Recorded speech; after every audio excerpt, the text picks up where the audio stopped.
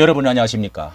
예, 이낙연 새로운 미래 대표가 장경동 중문교회 담임 목사의 딸 장하나 목사 딸을 영입을 했다. 그러면서 이 정강훈 목사가 이 소식을 듣고 여러 가지 전화도 하고 그러면서 오늘 아침 설교에 결국은 큰 충격을 받았다. 그러면서 이 해명을 한 그 내용이 이런 데 대해서 엇갈린 딸이 마침내 새로운 미래당으로 들어간 것에 대해서 이렇게 언론도 없이 이렇게 할 수가 있느냐.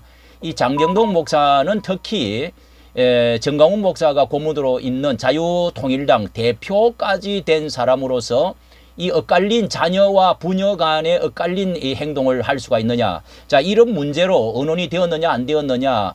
이런 것이 이제 드러나서 일파만파 많은 문제를 지금 이야기하고 우리가 기독교 당이 일정 부분 들어가서 이 나라의 이 주사파를 척결하고 쇄신을 하기를 개혁하기를 바라는 그런 그 예정을 가지고 있는 사람도 많이 있는데, 자, 이게 어떻게 되어지는지 참 이 선거를 앞두겠습니다. 자, 여기에 제목이 이 대전일보에서 마침내 이 장하나 장경동 목사의 딸이 어떤 사람이냐, 자, 그 과정에 대해서 부녀의 엇갈린 선택, 이렇게 해서 이낙연의 장하나 정강훈 장하나 그리고 장하나 정강훈의 장경동, 뭐 이렇게 제목을 잡고 이렇게 올린 기사가 있는데요. 한번 요약해서 말씀을 드리도록 하겠습니다. 자, 여기에 이렇게 그 관심이 높아진 가운데 장경동 목사는 최근 전강훈 목사가 고문으로 있는 이 대표의 선출까지 되어가지고 활동을 하는 가운데 캐나다에 가서 부흥에 잠시 얼굴을 또 보이지 않고 있는 가운데, 자, 이런 그 큰 사태가 이렇게 터진 것 같습니다.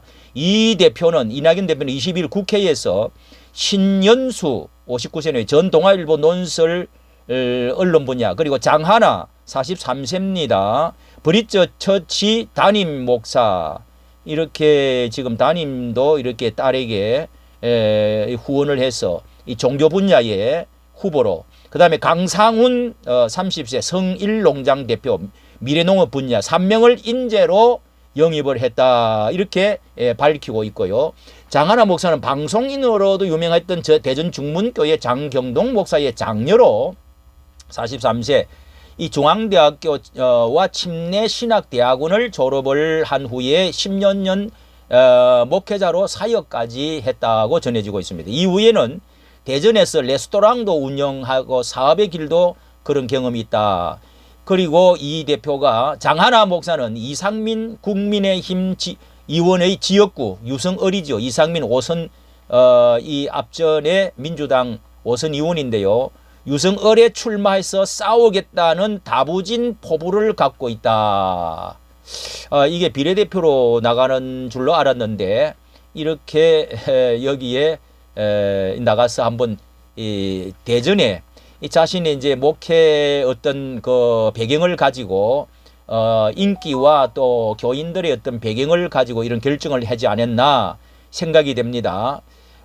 이렇게 얼마 전에 자유통일당 대표가 되신 아주 보수적인 장경동 목사의 딸, 그렇지만은 정치적인 소신은 아버지와 다른 입장, 이게 과연 아버지와 언론도 안 하고 이렇게 할 수가 있을까요? 그 아버지의 큰 배경이 아니고서는 이렇게 할 수가 없는데 아버지와 다른 입장이다라고 설명을 했다는 것입니다. 정치적인 소신은 다르다. 이게 말이 되는 겁니까? 자유통일당은 지난 8일날 상임중앙위원회를 열고 장경동 당대표 선출의 건을 만장일치로 통과시켰는데요. 강화문 집회를 주도해온 전강훈 목사가 고문으로 활동하고 있는 자유통일당은 지난 2020년 창당한 보수 정당입니다. 자, 이렇게 이 전화를 여러 번 했는데 장하나 이 후보가 여러 번 했는데 받지 않아서 이렇게 결정을 했다. 이것도 말이 잘 맞지 않고, 정강훈 목사는 워낙 바빠서 나중에 알고 오라, 와서 언론을 하자, 그리고 도와주겠다, 키워주겠다, 자, 이렇게 늦게 이야기를 했다고 이렇게 들려지고 있습니다. 자, 문제로 인해서 과연 정강훈 목사께서는 얼마만큼의 이 자유통일당은 상처를 받게 될 것인가, 손해를 보게 될 것인가, 아니면은 많은 또 이제 그 신혜식 대표와 이 토크를 하면서 이 자유통일당이 이 국힘당에서 도무지 너무 그 싸우지를 못하고 강하게 하지를 대통령과 보조를 받추지는 못하고 했기 때문에 일본의 그 공민당처럼 강한 이 위성당이 하나가 있어야 되겠다.